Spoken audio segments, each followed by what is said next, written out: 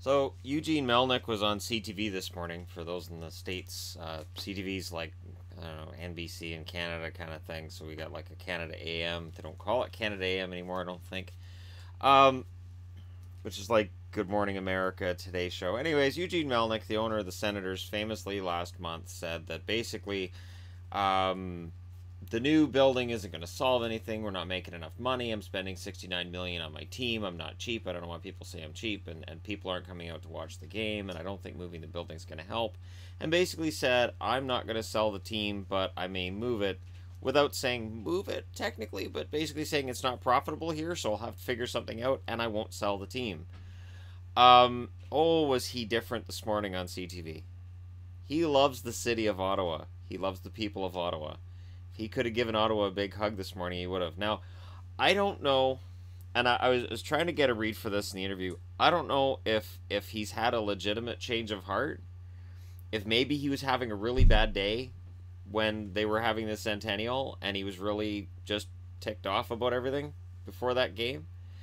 But he sounded quite different this morning, quite more upbeat about Ottawa and how this new building in Ottawa is going to rejuvenate the downtown. And the part that kind of made me laugh was he said, I want the people of Ottawa, when they travel around the world or, travel, for people to say, oh, yes, Ottawa, I've been to the LeBreton Flats area. It's great. I don't I don't know that people say that a lot.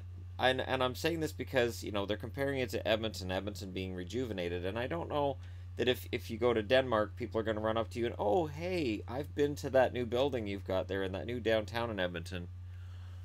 It just seemed kind of out of place. And it seems to me that now he's praising the city a little more and probably a little too much. I don't know what to make of this, but the fact that he didn't say anything about um, anything controversial, and he was given softball questions. So clearly, this wasn't a hard hitting interview. If this had been Ron McLean would have brought up Eric Carlson. How are you guys going to sign him long term? How are you guys going to work out your salary? And the part that really got me was the interviewer saying, "Do you think the Senators are going to make the playoffs?" And Melnyk saying, "Well, it's going to be a challenge, but we're going to try." Seriously, really? And he's like, "Oh, we got some challenges going forward. We got a good brain trust going on." And it's like, wow, really? And then he talked about how passionate the Ottawa fans are. And I'm thinking, yeah, because I've been burning up your phone line since you talked about moving the team, haven't they, Mr. Melnyk? I've talked about Melnyk before and my feelings about him, and this doesn't change anything for me. It is kind of funny though to see him backtracking so much. You can almost smell the smoke from the rubber on his shoes getting burned off as he tries to backtrack really quickly away from his comments in December. The Ottawa Senators aren't moving. The Ottawa Senators aren't going anywhere. The Sens are. They may not be the most profitable team in the NHL, and it's frustrating that they can't draw fans.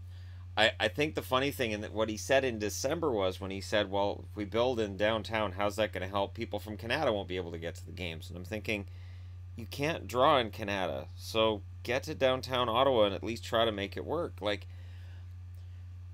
and I can understand the frustration of an owner looking back at the December conversation and interview, and maybe we overblew everything, but I really don't think so. So the thing I'm wondering is, one of two things happened. Well, no, it could be three. Either he looked at his comments in December and said, "Wow, I look really bad." Either he watched the interview back and he said, "Wow, I look really bad." But it's over a month since that interview. So if it had been something like that, I think something would have been said a couple of days after we would have clarified. Or Gary Bettman went to him and said, "Look, I'm getting a lot of questions about this Ottawa thing. Can you go out publicly and just, quash this? Because I'm tired of asking questions about this." Or the city of Ottawa is really giving him a hard time, and he's like, "Wow, I gotta do something because this may not be where I want to end up, and maybe I'll think about something down the road for moving, but I gotta kiss up to these fans because we're already not drawing, and I'm probably gonna alienate more fans than anything with the things I said." So, on one, the first scenario would be heartfelt. The other two, I don't like. when you're a billionaire and you own a team, and your revenues are basically decided by that city, you should be nice to that city. And I know that sounds really kind of obvious, but you should be nice to that city and not alienate them on any level. And I think he's done that over the years in Ottawa. The perception that the team is cheap is there.